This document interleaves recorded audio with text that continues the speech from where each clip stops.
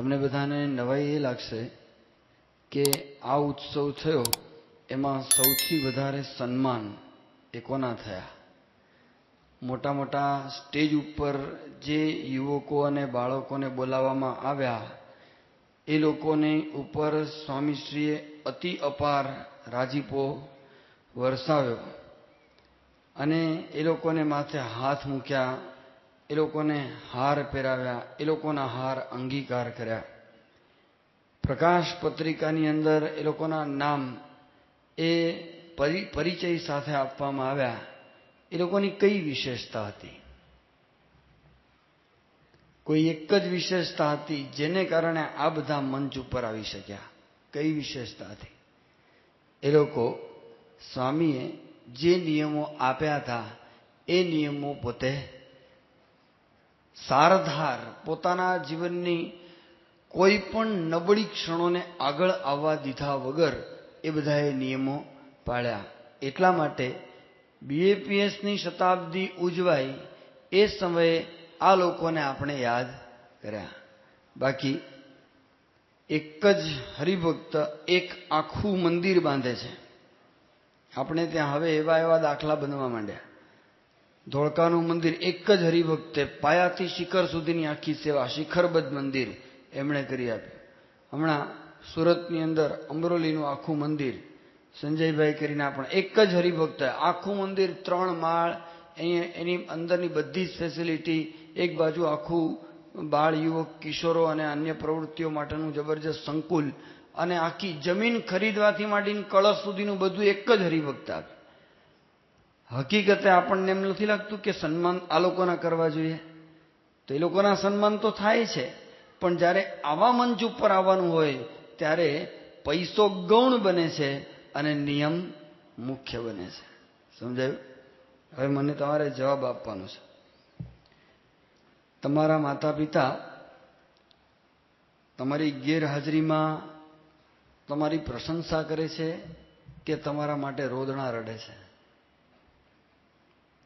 બીજાને તમારો પરિચય આપે કે અમારો લાલો, જવા દ્યો ને, શું વાત કરવી?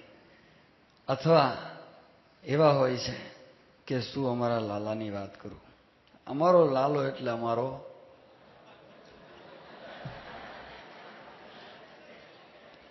આ લાલો શબ્દ અમારા વખતમાં હતો ભાઈ. અત્યારે તો પિન્ટુ, મિન્ટુ, ચિન્ટુ આવી ગયા. અત્યારે હશે કોક જગ્યાએ. પણ તમારી ગેરહાજરીમાં તમારા માતા પિતાને તમારી પ્રશંસા કર્યા વગર રહેવાય નહીં. એટલો બધો આનંદ એમને થયા કરે એ શેના કારણે થતો હશે? એ તો બરાબર, પણ તમારા માતા પિતાની અને તમારી બંનેની ગેરહાજરી હોય, કોઈ હાજર ન હોય, અને એવે વખતે તમારી ચર્ચા કોઈ આડોશી પાડોશીમાં, કોઈ શિક્ષક વર્તુળની અંદર, કોઈ સત્સંગ મંડળની અંદર વાત નીકળે અને તમારા કુટુંબની વાત નીકળે અને તમારા કુટુંબમાં પર્ટિક્યુલર તમારી વાત નીકળે, તે વખતે સત્સંગ મંડળ, આડોશી પાડોશી બધાના મુખમાંથી વાહ, ધન્ય છે, આવા ઉદ્ગારો નીકળે. એ નીકળી શકે તો સમજવાનું કે આપણી નિયમ ધર્મની ક્યાંક વધારે દ્રઢતા છે. એટલે લોકો આપણી વાહ, આપણને ધન્યવાદ એટલા માટે મળે છે. એક વાત 100%નું સત્ય છે કે તમે દુનિયાની વાહ મેળવવા માટે, તમારા માતા પિતાના ધન્યવાદ પ્રાપ્ત કરવા માટે કદાચ તમે 2-4 નિયમો પાળશો તો થોડોક ફોર્સ થોડાક ટાઈમ માટે રહેશે, તમારી પ્રશંસા થઈ એટલા માટે. પણ જો તમારા માતા પિતા રાજી થતા હોય તો પણ તમે ખુશ થતા હો છો, તો માતા પિતાના એ માતા પિતા, આપણા સૌના મા બાપ, એવા બાપા રાજી થાય એના માટે નિયમ પાળીએ તો આપણને જિંદગીભર કેવો ફોર્સ રહે, એનો આનંદ કેટલો બધો રહે. એટલે આ એક વાત સમજવાની છે. ઘણી વખત આપણે પેલી કહેવત બોલીએ છીએ ને, સાપ ગયા અને લીસોટા રહ્યા. આજે તમે કેટલાય લોકોને જોશો તો એ લોકો આ પૃથ્વી ઉપરથી આવી, ખાઈ પી, પરણી કરી, દેવું કોકને માથે થોપી અને ધામમાં જતા રહે. ધામમાં તો કોને ખબર ક્યાંય જતા હોય, પણ ક્યાંક જતા રહે છે. એ લોકો જતા રહે છે, પછી આપણે ઘણા કહેતા હોય છે કે હારું થયું ગયો, ઝાડ ગયું જગ્યાથી, નડતો જ તો અહીંયા હતો તોય. અને કેટલાક લોકો જાય છે તો વિસરી શકાતા નથી. જબ તું આયા જગત મેં જગ હસે તુમ રોય. વાત સાચી છે, સમજાય છે? જબ તું આયા જગત મેં જગ હસે તુમ રોય. એ લોકો બધા પેંડા ખાતા હતા ને આપણે ઉવા ઉવા કરતા હતા. પણ કરની એસી કર ચલે તુમ હસે જગ રોય. આપણે એવા પ્રકારનું કંઈક કર્તવ્ય કરવું જોઈએ કે જેને કારણે આપણે સાર્થક જિંદગી ગુજારીને ગયા એનો એક આનંદ આપણા અંતરની અંદર હોય. લોકો આપણે જઈએ તો એમ કે એક સજ્જન માણસની આ દુનિયાને ખોટ પડી. બે શબ્દ યાદ રાખવા જેવા છે. એક શબ્દ છે સફળતા અને બીજો શબ્દ છે સાર્થકતા. અમુક વ્યક્તિઓ જીવનમાં સફળ હોય છે, અડધી દુનિયા એની સફળતાની પ્રશંસા કરતી હોય, એની સફળતાના ચરણ ચૂમતી હોય, એની સફળતાને સલામ મારતી હોય. પણ જે મિનિટે એ વ્યક્તિ એ સફળતાને ચૂકે છે ત્યાર પછી એ વ્યક્તિઓને દુનિયા કોઈ દિવસ યાદ પણ કરતી નથી. અને કેટલાક લોકો એવા હોય છે બહુ સફળ નથી હોતા, હોય છે સફળ, પણ એ લોકો સાર્થક હોય છે. એ લોકોની જિંદગીની અંદર કંઈ અર્થ, કોઈ ઉદ્દેશ્ય એ સિદ્ધ થયેલો હોય છે. આજકાલ તમે જેને હીરોઝ માનો છો, હું નામ બોલું છું, ચાલો બોલવાની જરૂર નથી. હું વાદળ બોલું, તમને શું યાદ આવે? વાદળ. વરસાદ બોલું, શું યાદ આવે? વરસાદ. નદી બોલું, નદી યાદ આવશે. હીરો બોલું, શું યાદ આવે? હીરો. હીરો યાદ આવે છે? ડાયમંડ કે આઈપીએલના લાફા મારતા ખેલાડીઓ યાદ આવે કે પછી તમે આ નાચગાન કરતા ભવાયાઓ યાદ આવે છે? કોણ યાદ આવે છે તમને? આ એ ભારત છે મિત્રો કે જે ભારતની અંદર આવા ભવાયાઓને જિંદગીના કોઈ ખૂણાની અંદર હીરો તરીકેનું સ્થાન આપવામાં નથી આવ્યું. આપણે જો આવા લોકોને હીરો તરીકે પ્રસ્થાપિત કરવા માંગતા હોઈએ તો આપણે યાદ રાખવું જોઈએ કે આપણી માનસિકતા ઋષિઓએ આપેલી, આપણા ઈષ્ટદેવે આપેલી અને આપણી ગુરુ પરંપરાએ આપેલી માનસિકતાથી તદ્દન ભિન્ન અને હીન કક્ષાની છે. પ્રમુખ સ્વામી મહારાજના દર્શન માટે રોન પટેલ, બહુ જ મોટા પત્રકાર, એ સ્વામીના દર્શન માટે અમેરિકામાં 96ની સાલમાં આવ્યા હતા. અમે બધા સાથે હતા અને સ્વામી સોફા ઉપર બિરાજમાન હતા. આ રોન પટેલ એટલે કોણ? રોનાલ્ડ પટેલ. એ અમેરિકન પિતા, અમેરિકન માતા અને ભારતીય પિતાનો પુત્ર. અને ફિલાડેલ્ફિયા ઇન્ક્વાયરર નામનું એક મોટું છાપું છે જે અડધું અમેરિકા કવર કરે છે. એની રવિવારની પૂર્તિનો ચીફ એડિટર, અને ત્યાંની રવિવારની પૂર્તિ દર અઠવાડિયે 3000 પાનાની નીકળે છે. 3000 પાનાની દર અઠવાડિયેની પૂર્તિ નીકળે છે. એનો ચીફ એડિટર, જેને જેમ ફિલ્મોમાં ઓસ્કાર અથવા સાયન્સ કે પીસ માટે નોબેલ પ્રાઇઝ મળે છે, એવી રીતે પત્રકારત્વ માટે શ્રેષ્ઠ પ્રાઇઝ એ પુલિત્ઝર છે. અને પુલિત્ઝર પ્રાઇઝ આ વ્યક્તિને 2 વખત મળેલું છે. એટલો પ્રચંડ બુદ્ધિશાળી માણસ, અને એની કલમની અંદર એટલી તાકાત, એની એડિટોરિયલ સેન્સની અંદર એટલો પાવર. એ માણસ એ સ્વામીના પગમાં નીચે બેઠા, નીચે. અને સ્વામીને ઘણા બધા પ્રશ્નો થયા, ઘણા બધા પ્રશ્નો એણે પૂછ્યા અને સ્વામીએ સુંદર જવાબ આપ્યા. એણે એ પ્રશ્નોત્તરી દરમિયાન એક અદ્ભુત વાત કરી. એણે કીધું કે સ્વામીજી, કે you are the real hero of the youths of America. કે સ્વામીને કીધું કે તમે ખરા અર્થની અંદર રિયલ હીરો એ તો તમે છો. તો બધા સંતોએ બાપાને એનો અનુવાદ કરીને બતાવ્યું. તો સ્વામી કે અહીંયા યુવકો કોને હીરો માને છે? તો વાત કરી કે સ્વામી, અહીંયા આગળ તો બાસ્કેટબોલ પ્લેયર છે અમારા માઇકલ જોર્ડન, પછી પેલો મુક્કાબાજ છે માઇક ટાયસન, અને પેલો નાચનારો છે પેલો માઇકલ જેક્સન. આવા બધાને અમારા યુવકો એને આઈડોલ માને છે. આદર્શ માને છે. They are the heroes of the nation. પણ હકીકત શું છે? આ લોકો જ્યારે માઇક ટાયસનની વાત કરી કે માઇક ટાયસન એ મુક્કાબાજ તરીકે પ્રસિદ્ધ થયો, આખા અમેરિકામાં એનો નામનો જય જયકાર, કરોડો રૂપિયા કમાયો. જે પણ ફાઇટ થાય એ ફાઇટની અંદર એના કમિશનો એ કરોડો ડોલરની અંદર હોય. અને એને એક વખત એવું લાગ્યું, એક વખત તો એ બલાત્કારની અંદર પકડાયો, એમાં જેલ થઈ, એ ફરી પાછો આવ્યો, ફરી રિંગની અંદર આવ્યો, એની અંદર ફરી મુક્કાબાજી કરી. એને લાગ્યું કે હું હારી જઈશ, અને મુક્કાબાજી કરતા કરતા હારી જવાના ભયને કારણે એણે સામેના પ્રતિસ્પર્ધકનો કાન કરડી ખાધો.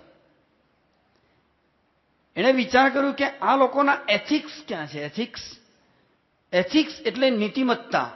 આપણા મનની અંદર જે કેટલીક બેઝિક નીતિમત્તાના મૂલ્યો, એટલે કે આપણા વેલ્યુઝ, જે આપણી ઇન્ડિયન સિસ્ટમે આપણને આપેલા છે, જે આપણા શાસ્ત્રોએ આપણને આપેલા છે, શ્રીજી મહારાજથી માંડીને આપણી ગુરુ પરંપરાએ આપણને જે નિયમો આપ્યા છે, જે મૂલ્યો આપ્યા છે, એ મૂલ્યો, એ એથિક્સ એ નથી હોતા. એટલે આ લોકો હીરો તરીકે પ્રસ્થાપિત થયા હોય છે, તો પણ યુવકોના મનની અંદર એક હતાશાને જન્મ આપે છે કે હું જેને મારા ઈષ્ટદેવ જેવો માનતો હતો આવો નીકળ્યો.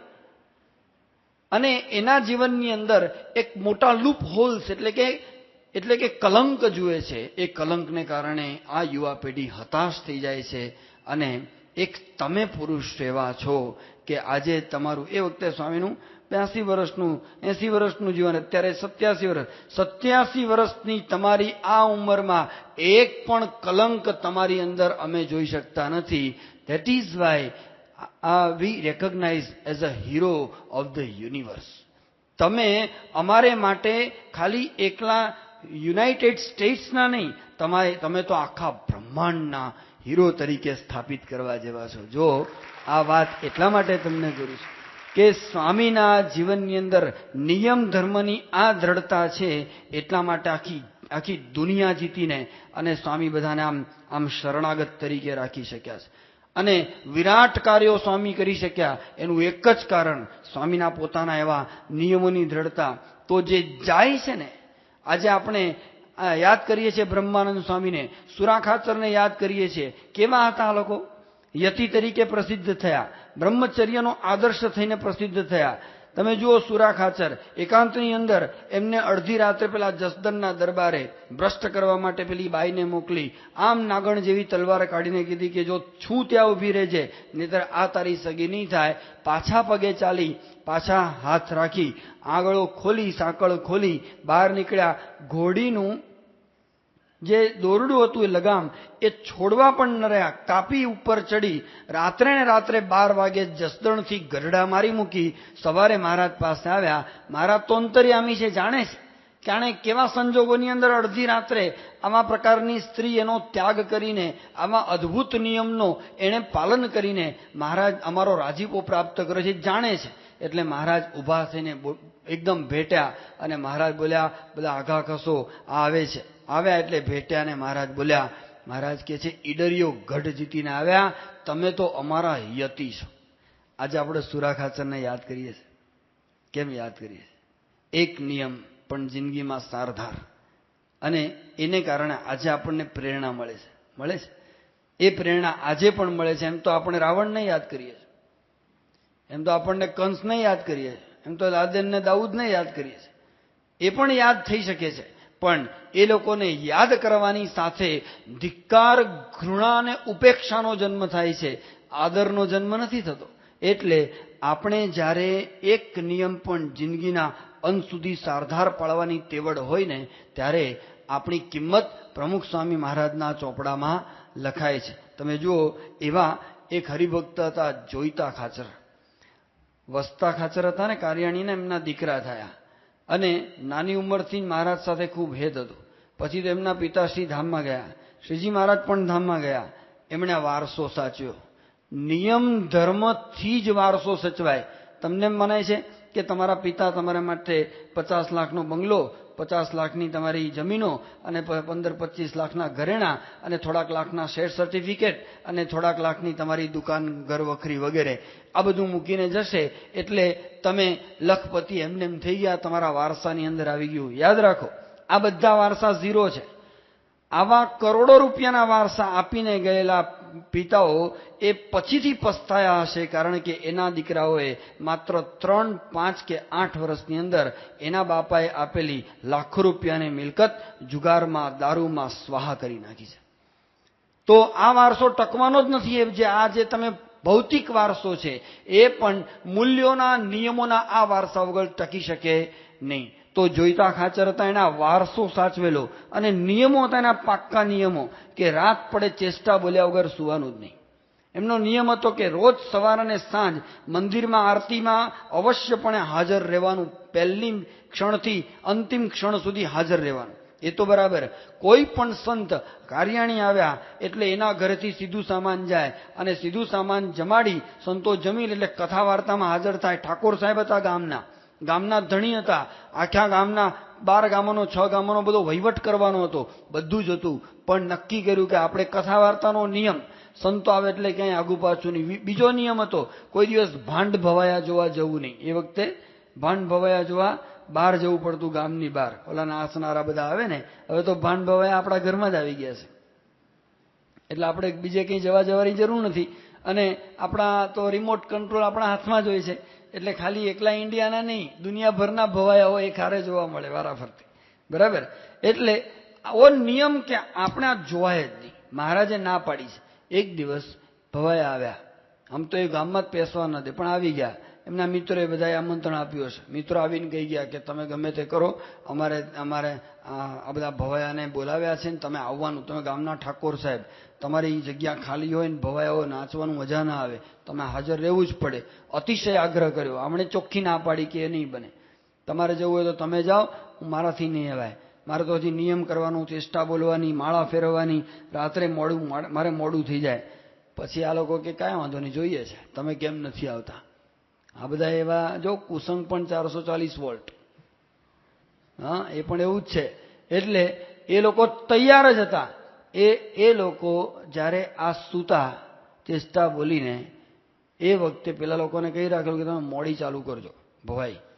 અને આ બધા વંડી ઠેકીને અંદર આવ્યા. અંદરનો ડેલીનો દરવાજો ખોલ્યો. પેલા સૂતા હતા, આખો ખાટલો ઊંચક્યો. ખાટલો જ આખો ઊંચક્યો અને ભવાયાઓની વચ્ચે જઈને મૂક્યો. અને ઓલા જાગ્યા, ભૂંગળ વાગી એટલે, અને જોયું કે અરે હું ક્યાં મને લઈ આવ્યા.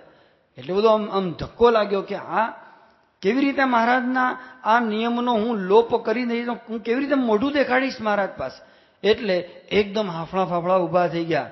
પછી એમણે જોયું કે આ તો બધા ચારે બાજુ ચોકી જ કરે છે. અને ભવાયાનો ખેલ બરાબર ચાલુ થયો. 2, 4, 5 મિનિટ થઈને એટલે આજુબાજુ જોયું કે બધા જ તલ્લીન થઈ ગયા છે ભવાયામાં. એટલે ઊભા થઈ અને દોડી ઘરમાં પેસી અંદરથી બારણું બંધ કરી અને માળા મંડ્યા ફેરવવા, પ્રાયશ્ચિત રૂપે કે મારી આ 5 મિનિટ તો ત્યાં આગળ ગઈ. માળા ફેરવવા માંડ્યા. પણ કેટલાક હોય જ છે ફરિયાદ કરનારાઓ. એટલે એ લોકોએ ગઢડામાં એક હરિદાસ સ્વામી હતા, એને ફરિયાદ કરી કે તમે શું આ ભગતની વાતો કરો છો, આ તો ભવાયા જોવા આવ્યા હતા. અને પેલા છે ને બહુ કડક મૂર્તિ હતા, કડક. એટલે આવ્યા ધમધમ કરતા. કાર્યાણી આવીને પેલાને કે, પેલા પગે લાગવા આવે તો લાત મારી. જોઈતા ખાચર ઠાકોર સાહેબ કહેવાય ને લાત મારીને કે છે કે દંભી ભગત થયો છે, મને ખબર નથી કે તું ભવાયા જોવા જાય છે, શું તે અમારી સેવા કરી, અમને રસોઈ આપે છે, જા તારી રસોઈ નથી જોઈતી, જે નિયમ પાળે નહીં ને એવાની રસોઈ અમે લેતા જ નથી, તું અહીંયાથી જતો રહે અહીંયાથી. અને એટલા બધા ગરમ થયા ને. પેલા કે સાંઈ મારી વાત તો અરે તારી કઈ વાત સાંભળવી જ નથી, પણ હું ગયો જ નથી, તું ગયો છે મને ખાતરી છે, આમ છે તેમ છે. અતિશય બહુ આગ્રહ પેલું કર્યું ને. એટલે પછી ઓલાને બહુ 2-4 લાતો તો મારી દીધી. એટલે 4 પગે જેમની બાળક ચાલતા હોય છે, 4 પગે ચાલતા ગામના ઠાકોર સાહેબ હરિદાસ સ્વામીના પગ પકડીને એમ બોલ્યા કે સ્વામી, તમારે વાત સાંભળવી ન હોય તો નહીં સાંભળતા, પણ તમે મને તમારો કૂતરો માનો. શું કહે? તમે મને તમારો કૂતરો માનો અને તમારા કૂતરો માનીને મને તમારી પાસે સંત સમાગમનો લાભ આપવા દો. પછી આ કૂણા પડ્યા અને આવો ઠાકોર સાહેબ મારો કૂતરો થવા તૈયાર થાય છે. પછી બધી ડિટેલમાં વાત કરી. પેલા સંતને પણ પસ્તાવો થયો, પણ કેવી દ્રઢતાવાળા કહેવાય. આ લોકોને આજે આપણે યાદ કરીએ છીએ.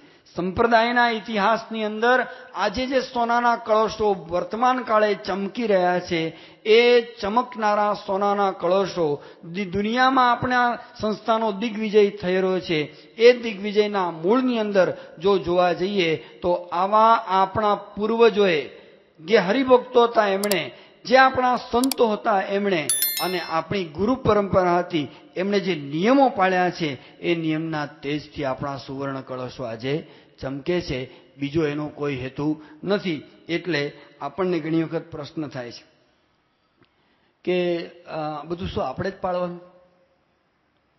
આખું ગામ લહેર કરે, આખી કોલેજ એ જલસા કરે, આખી નિશાળવાળા બધા, અને શું આમ લહેર એટલે વાત જવા દો. શું બાકી રાખે છે એ કહો? એની પાસે મોબાઈલો છે, એની પાસે આઈપોડ છે, એની પાસે અનેક પ્રકારની વિડીયો સીડી છે, એની પાસે ઇન્ટરનેટ કનેક્શન છે, એની પાસે અનેક પ્રકારના વાપરવાના પૈસા છે. એ નાઇટ ક્લબોથી માંડી અને દિવસમાં અનેક પ્રકારના રંગ રાગ કરી શકે છે. આ બધા જ લહેર કરે છે. બધું મારે જ પાડવાનું? આપણે તો આ તો એક જેલ છે, તો જેલમાં પૂરી દીધા. યાદ રાખો, કોઈ આર્મીમાં જોઈન થાય તો એ પોતાની સ્વેચ્છાએ જોઈન થયો છે કે પકડીને પૂર્યો છે અંદર? કે ચાલ લડવા જા, પોતાની જાતે ગયો છે? બરાબર. તમને પ્રમુખ સાહેબ મહારાજે કીધું હતું કે સત્સંગમાં હાલ્યા આવો. સ્વામીએ તમને પકડીને કીધું છે બે જાઓ લે આ સત્સંગમાં? નહીં ને? તમને પરાણે કોઈને કંઠી પહેરાવી છે? કોઈને પરાણે પહેરાવી છે? તમે તમારી જાતે આવ્યા છો કે નહીં? મિલિટરીનો માણસ વિલિંગલી એટલે કે સ્વેચ્છાપૂર્વક એ જ્યારે એન્ટર થાય પછી એની કોઈ સ્વેચ્છા અંદર રહે? એક વખત એન્ટર સ્વેચ્છાથી થયો પછી એને કરવાનું શું થાય? એના કમાન્ડરો કે તેમ એમ જ કરવું પડે. અને પછી એ એન્ટર થયો અને પછી કે ચાલ ટ્રેનિંગ. તો મારે જ બધું કરવાનું? મારે જ દોડાદોડ કરવાની? મારે જ કોથળા બધા મારે જ પેલા સીડીઓ ચડવાની? મારે બધી હેરાનગતિ? એવું કહેશે? એ કે તો મૂર્ખ કહેવાય કે નહીં? કાઢી મૂકવામાં આવે કે રાખવામાં આવે? ને કાઢી મૂકવામાં આવે. ચલો એ કે બધા આ મારા બધા કપડાં મેલા થઈ ગયા છે, હું તો લેંઘો જબ્બો પહેરીને લડવા જઈશ. જા આવે લેંઘા જબ્બા વાળી બે જા તો ખૂણામાં. હા, મને તો સ્લીપર ફાવે, મને બૂટ ના ફાવે, આંટણ પડી જાય. એટલે મિલિટરીમાં છે બૂટ નહીં ફાવે તને, સ્લીપર પહેરીને તું લડવા જવાનો પર્વત ઉપર. એ લોકો એક વખત મિલિટરીમાં એન્ટર થયા, they have to follow the rules and regulations of army. એ લોકોએ એની પાછળ એનો કોઈ પણ પ્રકારનો વિકલ્પ જ પછી એની પાસે રહેતો નથી. વિદ્યાર્થી હોય અને કે હું પરીક્ષા ના આપું તો કાંઈ વાંધો નહીં, તને પાસ થવાનું પણ નહીં મળે, તને સર્ટિફિકેટ પણ નહીં મળે. તું 2, 4, 6 વર્ષ પણ એક અંદર પેઠો એટલે તારે પરીક્ષા આપ્યા વગર તો છૂટકો નથી જ. પરીક્ષા કોની ના લેવાય? અરે ઢોર ચારતો એની કોણ લે? ઢોર ચારતો એની પરીક્ષા લેવાની હોય? તમે બધા ઢોર ચારનારા હો. વાંચજો પ્રથમનું 32મું વતનામૃત વાંચજો. અદભુત વતનામૃત છે. શ્રીજી મહારાજે એની અંદર ખાલી પ્રશ્ન જ વાંચવાનો તમારે, અને આજે જઈને અત્યારે જઈને વાંચી લેજો. જેની પાસે વતનામૃત હોય તો, ન હોય તો પછી ઘરે જઈને વાંચજો. પ્રથમના 32ના વતનામૃતમાં મહારાજ એમ વાત કરે છે કે પંખી હોય ને એ ચણવા માટે માળો છોડીને નીકળે અને સાંજ પડે ફરી પાછું પોતાના જ માળામાં પાછું ફરે. અને માલિકનું ઢોર હોય ને, જે કંઈ માલિક, જેને માથે માલિક છે, એ માલિકનું ઢોર હોય, પશુ હોય, એ આખા ગામની બધી સીમમાં ચરવા માટે જશે, પણ સાંજ પડે પોતાના માલિકના ખીલે આવીને ઊભું રહેશે. એને માટે ખીલો છે, એક જગ્યા છે, એનો આશરો છે. એ છોડીને ક્યાંય નહીં જાય. પણ મહારાજ કે જે હરાયું ઢોર હોય, એ હરાયું ઢોર હોય એ જ્યાં ત્યાં જેનું તેનું ખેતર ખાઈને અને પછી ગમે તેનો માર ખાઈને એ જ્યાં ત્યાં રખડતું ફરશે, પણ પોતાનું માલિક નથી તો પાછું લોટવાનું નથી. મહારાજ એમ કે છે કે તમે બધા દિવસ દરમિયાન બધી પ્રવૃત્તિઓ કરો છો, પછી સાંજ પડે ભગવાનની મૂર્તિમાં, કથા વાર્તામાં, નિયમ ધર્મમાં પાછા ફરો છો કે પછી હરાયા ઢોરની જેમ ફરફર કરો છો? એવો પ્રશ્ન મહારાજ પૂછે છે. ભાઈ મારા શબ્દો નથી, તમે કહો આ તો બહુ કડક ભાષામાં વાત કરી, પણ મારા શબ્દો જ નથી આ. મહારાજ પોતે જ બોલ્યા છે કે જે નિયમ નથી પાળતા એ બધા હરાયા ઢોર જેવા છે, એવા શબ્દો મહારાજ પોતે બોલ્યા છે. એટલે આપણે આ પાળવું પડે. જો સ્વામીનો રાજીપો જોઈતો હોય તો તમને એવી ઈચ્છા થાય કે બાપા મારા વખાણ કરે? એવું થાય? તમને એમ થાય કે વાહ, સ્વામી માળા ફેરવતા હોય ને તો આમ જેમ દેવજી ભગત, પર્વતભાઈ, ગોરધનભાઈ એમ ફટફટ માળા ફરે ને એમ અત્યારે જાણે કે સીટી કાકા, હર્ષદ કાકા એવા બધા હતા જ, અર્જુનભાઈ, મોટા મોટા હરિભક્તો. તો આમ મારું નામ પણ સ્વામી આમ માળાના મણકામાં લે કે આમ રાકેશ ને સમીર ને પવન ને પાવન ને તીર્થ ને ફટાફટ એમ બધા અમારા નામ પણ સ્વામીના માળામાં આવે એવું લાગે. તો એમ થાય કે નહીં? એમ ઈચ્છા થાય કે નહીં કે સ્વામી મને આમ યાદ કરે? આમ હા, આપણો વિપુલ છે ને અત્યારે તો મંગલનિધિ સ્વામી અત્યારે સાધુ થઈ ગયા. એ વખતે હાવર્ડમાં ભણતા હતા, હાવર્ડ યુનિવર્સિટી અમેરિકા. અને ત્યાં આગળ એક આમ રૂમમાં બધા ભાઈ ભાઈ છોકરા છોકરીઓ ભેગા જ રહેતા. બધી એવું કંઈ આવી મર્યાદાઓ કંઈ છે જ નહીં. તો એણે એકલા પોતાને માટે સિંગલ બેડ, એકલો જ પોતાનો રૂમ લડી ઝઘડીને માગ્યો. એ રીતે રહ્યો. ત્યાં આગળ ખાવા પીવાનું પણ કંઈ ઠેકાણું હોય નહીં. એટલે એમાં માંસાહાર ને બધું હોય. જાતે એના મધરને કહી અને શીખ્યો. ભાખરી, શાક, ખીચડી કઢી શીખ્યો. અને ત્યાં સ્ટવ, ગેસનો સ્ટવ એની રૂમમાં ભેગો લઈ ગયો. તમે નહીં માનો, 6 વર્ષ સુધી એણે એકલા હાથે રાંધીને ખાધું અને કોમ્પ્યુટર એન્જિનિયરિંગ હાવર્ડ યુનિવર્સિટીમાંથી કર્યું એકલા હાથે. અને ત્યાં આગળ તો યુનિવર્સિટીની હોસ્ટેલોમાં ટીવી, યુનિવર્સિટીની હોસ્ટેલના ડીન કે એના જે વ્યવસ્થાપકો જ આપે, અંદર જ ટીવી હોય જ દરેકે રૂમે રૂમે. અને 150 ચેનલો ટીવી ઉપર આવતી હોય ત્યાં.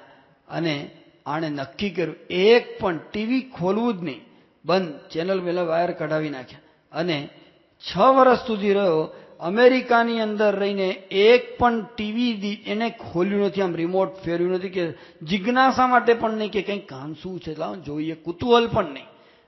અને અમે 96માં સ્વામી સાથે ફર્યા. લગભગ કોઈ મોટી સભા એવી નહીં હોય કે જેમાં વિપુલ હાજર હોય અને સ્વામીએ એને તે વખતે ખૂણામાં ગમે ત્યાં હોય ને તો એનો ઊભો ન કર્યો હોય. સ્વામી બોલે કે અમારો વિપુલ ક્યાં ગયો, જોઈ લો. સ્વામી કે કેવો? પછી એને ઊભો કરે. ક્યાં છે?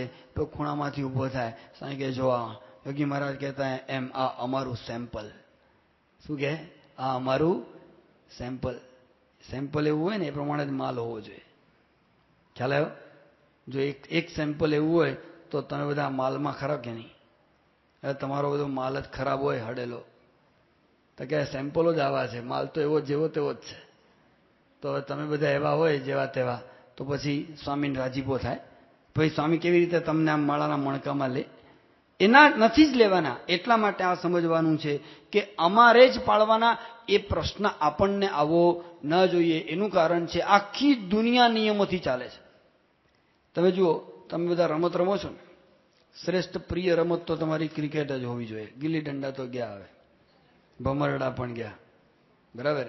તો તમે જ્યારે ક્રિકેટ રમો છો તો એક ટીમની અંદર કેટલા ખેલાડી હોય અને બીજી ટીમમાં પણ રાખો ને 52.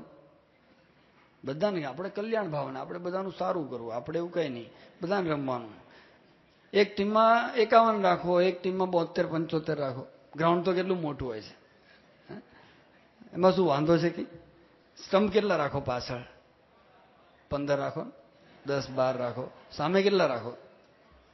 ત્યાં 28, 30 રાખો. અને એક ઓવર હોય, એક ઓવર કેટલા બોલની હોય? ના 16ની રાખો. 16 બોલની એક ઓવર. અને બાઉન્ડ્રી નક્કી હોય કે એમને જ્યાં ફાવે એ બાઉન્ડ્રી? ફિક્સ મીટર હોય કે અહીંયાથી આટલા મીટર ઉપર એ બોલ જો નીચેથી ગયો તો 4, અને જો એ ઉપરથી સીધો પેલી બાઉન્ડ્રીની બહાર ગયો તો 6. એ ફિક્સ હોય છે કે નહીં?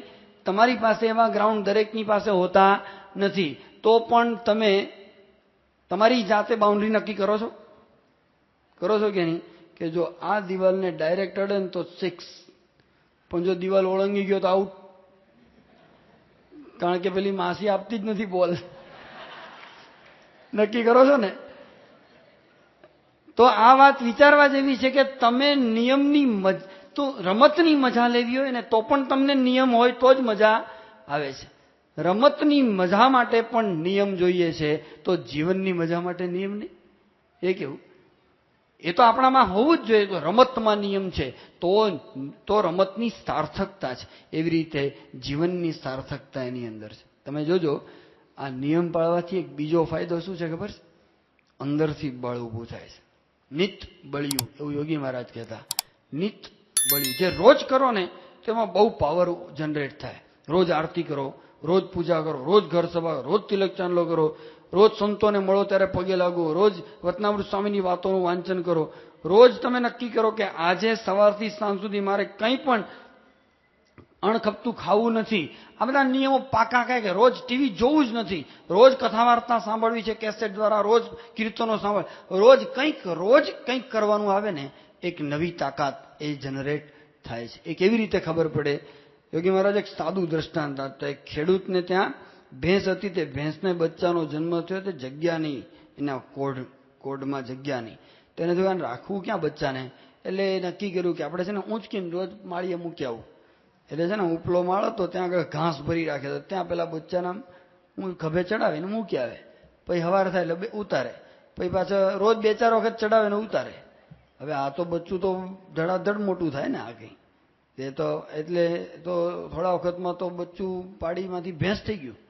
પણ તોય પેલો તો એને તો રોજ બચ્ચું જ દેખાય, એટલે રોજ આમ માથું ભરાવે ને ટાંટિયા ઊંચા કરીને હું કરતો ચડી જાય, ફટફટ ભેંસ આખી ચડાવી દે. ભેંસ તરફ 2-4 વખત ચડાવીને ઉતારે, રોજ આવું કરે.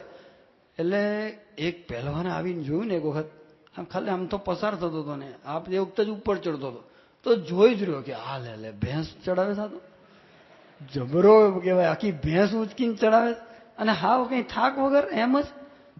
બહુ નવાઈ લાગી. અને પછી એનો હરીફ પહેલવાન હતો ને એને બોલાવ્યો. એ કે બોલ તું આ ભેંસ ઉપર ચડાવી દે કે ના ચડે કે છે. એ કે ચડાવી દે તો કે તું ચડાવી દે કે ના મારો ચેલો ચડાવી દે. તો શું વાત કરે, એને અમથો ચેલો બનાવી દીધો. તો કે મારો ચેલો ચડાવી દે કે ના ચડે, કે 500 રૂપિયાની શરત, કે આ શરત. તો કે ચાલ તું પહેલા ટ્રાય કર. એટલે પેલા ભેંસના માથું તો નાખ્યું આમ પગની નીચે, પછી આમ કર્યું, પણ થોડું હલ્યું, પણ ભેંસને ખબર પડી ગઈ કે આ રોજ વાળો નથી. ભેંસને અમુક ટ્રેનિંગ હોય છે ને, એને પણ સેન્સ હોય છે. એટલે ભેંસને ખબર પડી ગઈ કે આ એક લાત મારીને તો પેલા બિચારાને આમ ડાચું ફરી ગયું. તે પછી હું કરતો હતો કે કેમ રહ્યું, તો કે ને એ અશક્ય છે, ઇમ્પોસિબલ. તો પેલાને બોલાયો કે તમારી જ છે ને, તો કે હા. તો કે ચડાવો સર રોજ 2-4 વખત. તો એ ચડાવતો હતો, કરી 1 મિનિટમાં ફૂલ ચડી ગયો. ભેંસને ઉંચકીને તો કે હવે નીચે ઉતારો, પાછો ફટાફટ નીચે આવ્યો. તો પહેલવાન જોઈ રહ્યો, 500 રૂપિયા હારી ગયો. બોલો. તો યોગી મહારાજ કહે કે આ શું કહેવાય? નિત બળ્યું. રોજ કરવામાં આવે ને એનો પાવર જનરેટ થઈ જાય. તો આપણે આ રોજ નિયમ છે ને, એક વખત લોપ થાય ને પછી તમને છે ને મજા નહીં આવે, તમને એમ થાય કે આ ચાલ્યા કરે, એમાં કઈ.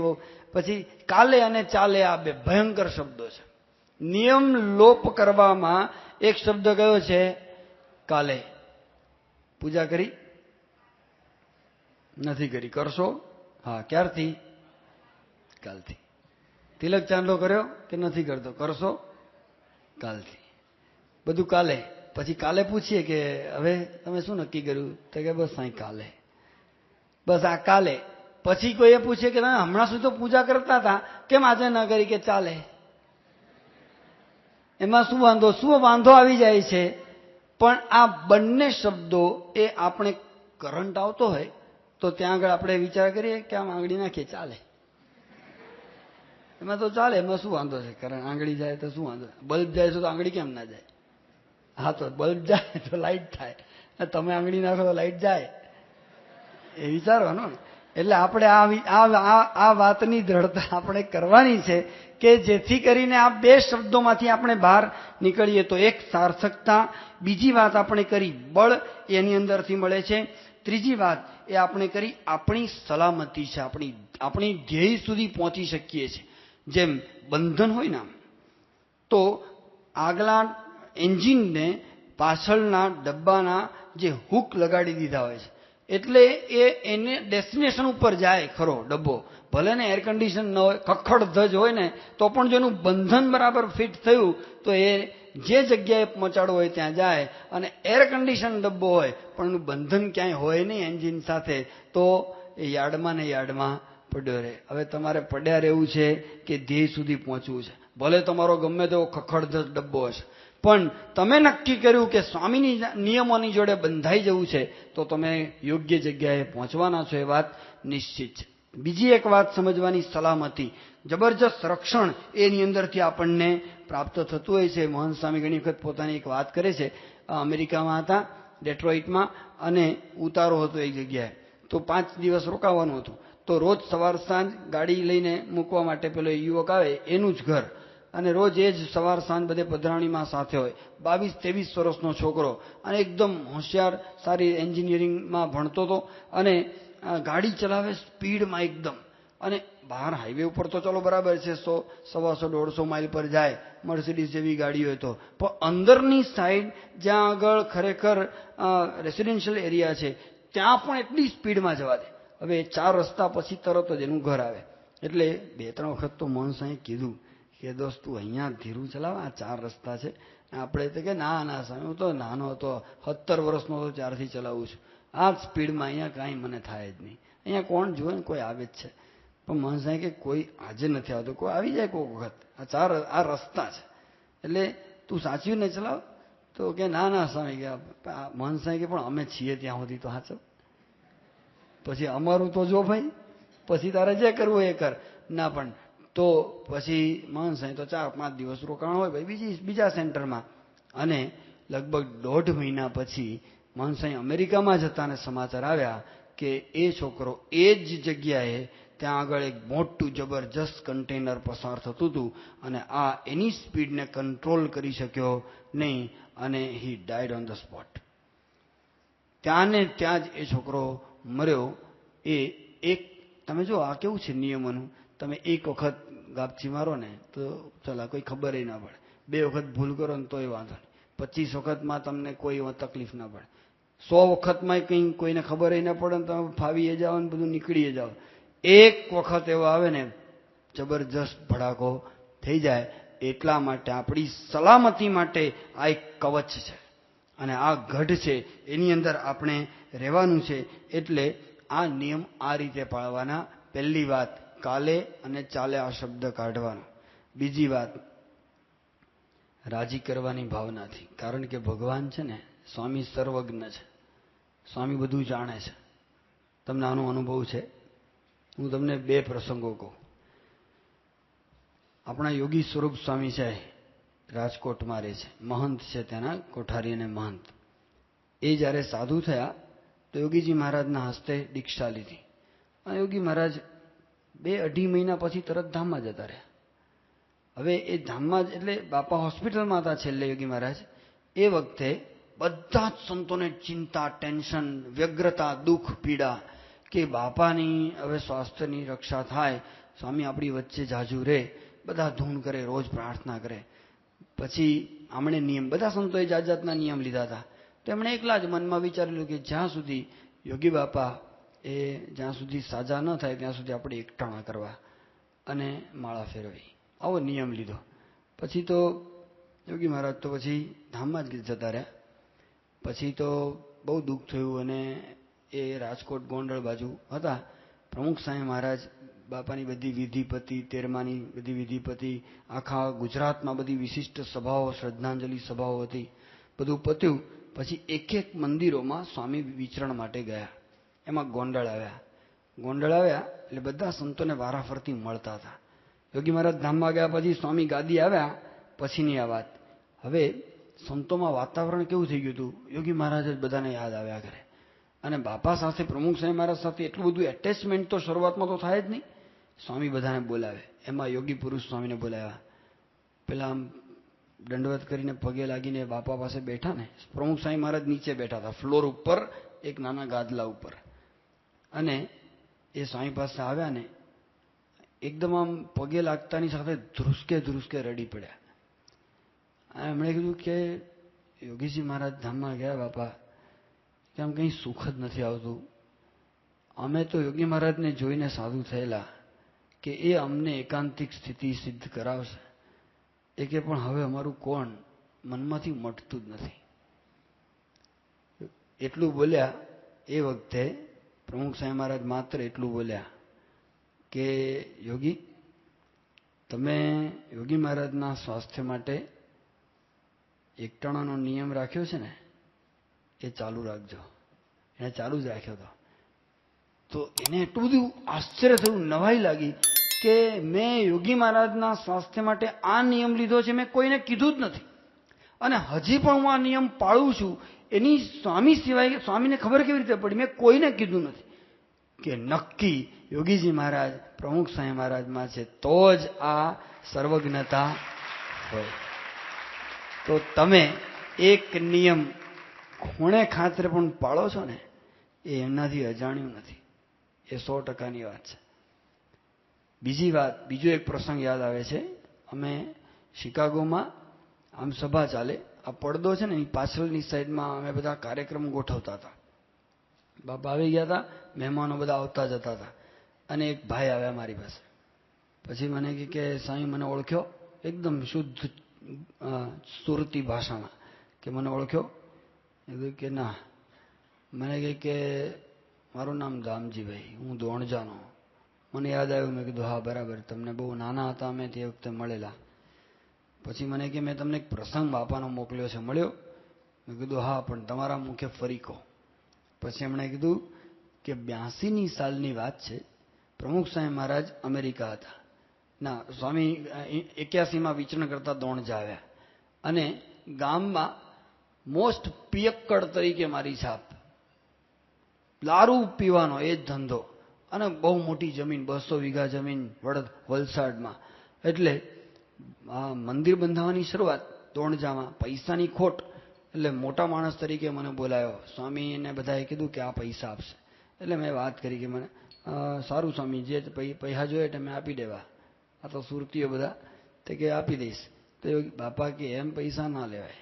સાંઈ કે નિયમ લો, સત્સંગી થાવ, દારૂ મૂકો. તો કે સ્વામી જન્મથી દારૂ પીએ છે, જન્મથી જ પીએ છે, હવે ના મુકાય. સ્વામી કે તો નથી જોઈતા પૈસા. એટલે કે મને થયું કે હવે આ સ્વામીનું માન રાખીએ, એટલે હાથમાં પ્રતિજ્ઞા લીધી, દારૂ નહીં. એ દિવસથી સત્સંગ થયો. પછી તો મંદિરનું કામકાજ ચાલ્યું, પૈસા તો ખૂટતા હતા ને. અમને ઇંગ્લેન્ડ જવાનું છે. લેસ્ટરમાં એમના ભાઈબંધોની સાથે બેઠા, અને લેસ્ટરમાં એના બધા જ સુરતી ભાઈબંધો રાત્રે નાઇટ પાર્ટી કરે, બસ પીવાનું. એટલે આને પણ બધાએ કીધું કે ચાલ નહીં, બધા ઓળખે ને, બધા જ એને ઓળખે કે આ આપણા કરતા એ જોરદાર પીવાવાળો છે, કે ચાલ નહીં તું બી ચાલ નહીં, તને બી આપીએ. તા કે મારે નહીં પીવાય. તો કે ના, એવું તે ચાલતું નહીં ચાલે, તારે તો પીવું જ પડે. તો કે પેલો કે મારે તો મેં નિયમ લીધેલો, મારા સ્વામીને ખબર પડી જાય. તો કે તારા સ્વામી કાંઈ ના છે, તારા સ્વામીને ખબર બી નહીં પડે, ચાલ. તો પછી બહુ આગ્રહ કર્યો ને, એટલે લઈ જ મંડ્યા. હવે આને કીધું કે જો ભાઈ, હું મંદિરની સેવા માટે આવ્યો છું, તમારે પૈસા આપવા હોય તો મને આપી દો, એટલે હું જતો થયો અહીંયાથી, મારા ગામના મંદિર થાય. તો બધા એના પટેલિયાઓએ નહીં તો બધાએ 500 પાઉન્ડની સેવા કરી. હવે પેલો ભીંસમાં આવી ગયો કે અમે પૈસા આપ્યા છે, ચાલ પાર્ટીમાં ચાલ. હવે એને થયું કે લાવો ત્યારે થોડુંક આ લોકોનું મન રાખવા, બીજું કંઈ નહીં. એમ કરીને આટલી અડધી પ્યાલી પણ નહીં હોય તો લગાવી. પછી ઘરે આવ્યા, ઉતારે આવીને ફોન કર્યો બાપાને, પ્રમુખ સાંઈ મહારાજને.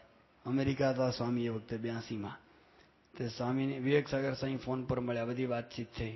પછી કે બાપા બસ હમણાં જ જમી લીધું છે, કે બાપાને આપો. એટલે સ્વામીને પેલો કોડલેસ ફોન હતો, બાપા બેઠા હતા ને. સાંઈ કે કોનો ફોન છે? કે બાપા દામજીભાઈનો. સાંઈ કે લાવો. પછી વાત કરી કે બાપા જય સ્વામિનારાયણ, દામજી બોલું. સ્વામી કે પણ પીધું કેમ? સીધું જ આમ પોઈન્ટ બ્લેન્ક ફાયર. સ્વામી કે પીધું કેમ? તો કે મારા રૂવાડા ઉભા થઈ ગયા. એ મને વાત કરતા હતા ને એ વખતે મને કે દેખો, એમ કરી અને એની જર્સી ઊંચી કરી. મને કે દેખો, મારા રૂવાડા ઉભા થઈ ગયા. અત્યારે બી એવું થાય છે કે મેં જ્યારે યાદ કરું ને ત્યારે મને યાદ આવું થાય છે કે તમે સમજ્યા? એક આટલી પ્યાલી દારૂ પીધો ને, અને ખાલી પેલાનું મન રાખવા પણ સ્વામીને એની ગંધ અમેરિકામાં પહોંચી ગયા અને ઇંગ્લેન્ડમાં પીધો. તમે માનો છો આ વાત સાચી છે? માનો આ મોઢા મોઢ મને આ વાત કરેલી છે આ લોકોએ, તો સ્વામીનું અંતર્યામી પણ આ જેટલા સંતો બેઠા ને એકે એક જણને સ્વામીના અંતર્યામીપણાનો આ સંતોનો અનુભવ છે. એકે એક સંતોને લગભગ. પણ આપણે અમારા પ્રસંગો હોય, આપણે બીજાના પ્રસંગો કહેવા, પણ વાત એ સમજવાની છે કે આપણે જો નિયમ પાળવા હોય તો મોટા પુરુષ અંતર્યામી છે એમ માનવું. અને ત્રીજી વાત, એક નિયમ લીધો ને પછી જિંદગીના અંત સુધી પછી સુરા ખાતર જેવું નહીં. ખબર છે ને,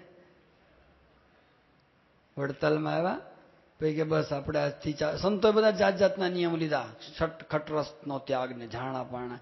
તો કે લઈએ આપણે કઈ લઈએ? તો કે હા શું લઈએ? તો કે આપણે છે ને ઘઉંનો ત્યાગ. પછી ફરવા ગયા તે જોયું તો માલપુઆ.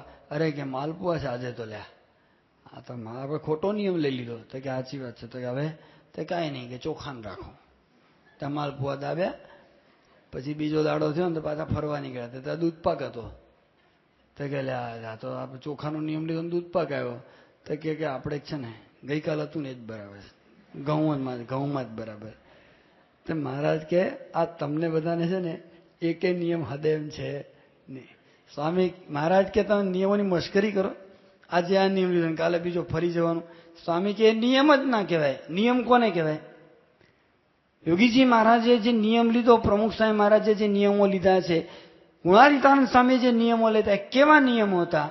એક વખત સાવર ગામમાંથી વાવમાંથી સ્વામી બહાર નીકળ્યા. એ વખતે ભિક્ષાની અંદર કોપરું અને દૂધ બે જ વસ્તુ મળ્યા કરે. આ બંને વસ્તુ વિરુદ્ધ આહાર. સ્વામીની તબિયત બગડી ગઈ તો પેટ મોટું થઈ ગયું, હાથ પગ આવા થઈ ગયા, પીળું પીળું શરીર થઈ ગયું. તો સ્વામી આમ બહાર નીકળ્યા ને એ વખતે લટુરિયા બાવા રૂપે શ્રીજી મહારાજે દર્શન આપીને એટલું જ કીધું, ગુણાતીતાનંદ સ્વામીને માત્ર એટલું જ કીધું કે સ્વામી પેટ બહુ તગે છે, તે દૂધ પીધામાં એવું લાગે છે. એટલું જ કીધું. ગુણાતીતાનંદ સ્વામી બીજા પ્રકરણોની વાતમાં લખ્યું છે, સ્વામી કે મને મહારાજે કહેવું પડ્યું તો મારો જીવ 1 મહિના સુધી થર થર ધ્રુજ્યો.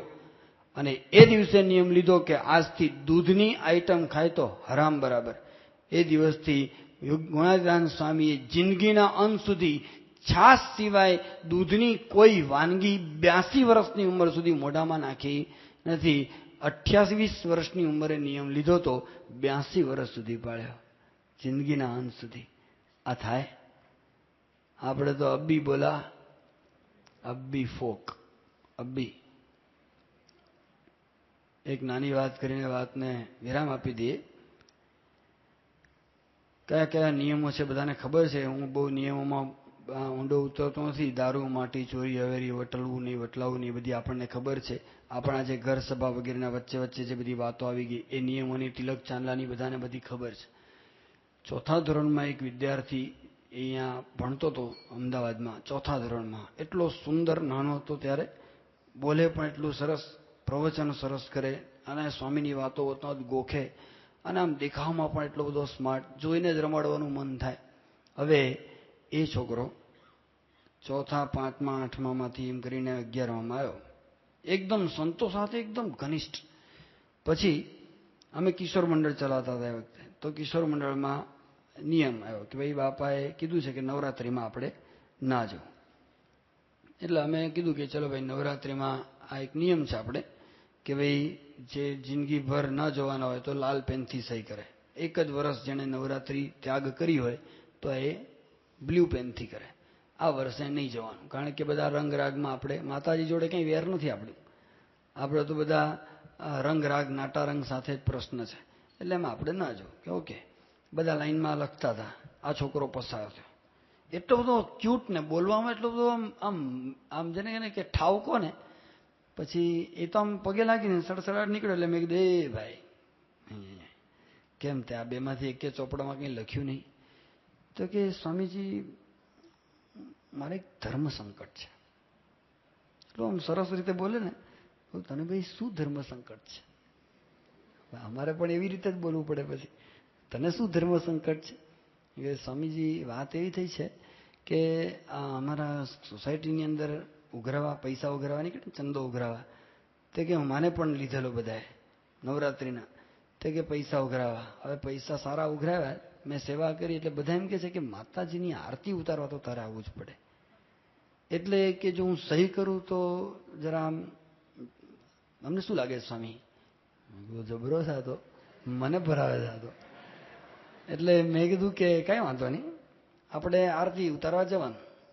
આરતી ઉતારીને પછી પાછા, અને અહીંયા લખ 1 દિવસ આરતી ઉતારવા જઈશ, બાકીના 8 દિવસ માટે નિયમ. તો કે ઓ થઈ ગયું, કારણ કે એને ખબર નહીં આવો તોડ કાઢશે આ લોકો. એટલે મેં તો આ નિયમ પકડાયો. તો કે સ્વામી આપણે ક્યારે મોકલવાનું સ્વામીને? એટલે મેં કીધું કે કાલે સાંજે મોકલશું. તો કે કામ કરો ને, હું કાલે સવારે સહી કરીશ, મને ખબર કે આ ગોળા ગળાવે મને. મેં કીધું આ જવા દો, આ કંઈ નહીં કરવાનું. કાંઈ વાંધો નહીં, જા. એ ગયો. પછી કંઈ સહી કરવા આવતો હોય. અને પછી તો પહેલા બીજા ત્રીજા દિવસે તો આપણે ખબર પડી કે ભાઈ આ રમવા પણ પહોંચી જાય છે, કાંઈ વાંધો નહીં, આપણને કંઈ એમાં બહુ વાંધોય નહોતો. પણ 5મા દિવસે આ ભાઈએ સિગરેટ ફૂંકી, સિગરેટ. 9મા દિવસે આમલેટ ખાધી, વચ્ચે 1 દિવસ માર પણ ખાધો. અને પૂરું થયું. એ પછીના આજે એ વાતને લગભગ આ 12-13 વર્ષ થયા, 14 વર્ષ થયા હશે. 14 વર્ષમાં એક પણ દિવસ મંદિરે ડુકાયો નથી. એક નિયમનો લોપ કર્યો, એ છોકરાની જિંદગી તબાહ થઈ ગઈ. કેવી રીતે? એક દિવસ છાપામાં અમે વાંચ્યું, કેટલાક મુસલમાનોના નામની વચ્ચે આનું નામ. અને કેસ શું હતો? એક હોટલમાં છોકરીઓની દલાલી અને ડ્રગ્સની દલાલી કરવામાં આખી ટોળકી હતી, અને એમાં he was one of them. અને પોલીસના જ ડ્રેસની અંદર ડ્રગ્સની હેરાફેરી એ હોટલમાં કરવા ગયેલા. અને નકલી પોલીસ અસલી પોલીસના હાથે પકડાઈ, પછી છોતરા કાઢે ને. અને જે માર્યા છે ને, 20 દિવસ જેલમાં. જામીન પણ, એના તો દેશદ્રોહનો કેસ કહેવાય, જામીન પણ ન મળે. પછી તો બધે જેક લગાડ્યા એ લોકોના માતા પિતા, એને બધું બહાર તો નીકળ્યો. અત્યારે કેસ ચાલુ છે, હજુ તો ફ્લોર ઉપર આવ્યો જ નથી કેસ. તો આ છોકરાએ મને જેલમાંથી 2 કાગળ લખ્યા હતા કે આપ કહેતા હતા એ વાત સાચી છે, પણ હું ભૂલ્યો, બાપાની આજ્ઞા પાળીની અત્યારે હું દુઃખ ભોગવું છું. એ પછી છૂટ્યો ને જામીન પર, એટલે દર્શન આવ્યો. એ 1 દિવસ આવ્યો, ત્યાર પછી હજી સુધી પાછો આવ્યો નથી. એ એમનેમ જ ફરે છે. એની બંને સગી બહેનો કોમ્પ્યુટર એન્જિનિયરો સાથે પરણી, એ લોકો અમેરિકા છે. અને આ છોકરાને માટે બધી જ પૂર્વ તૈયારીઓ હતી કે NIITની અંદર 65,000 રૂપિયા એના બાપાએ ફી ભરી હતી, કે જેથી કરીને આ એન્જિનિયરિંગમાં જાય અને ભવિષ્યમાં અમેરિકા. એની બહેનો તૈયાર છે ને સ્પોન્સર કરવા માટે. પણ હવે કેસ ચાલે છે, પોલીસ કેસ થયો છે. હવે આના ફ્લોર ઉપર આવશે ને ચુકાદો આવશે ને, ઓછામાં ઓછી 7 વર્ષની જેલ થશે.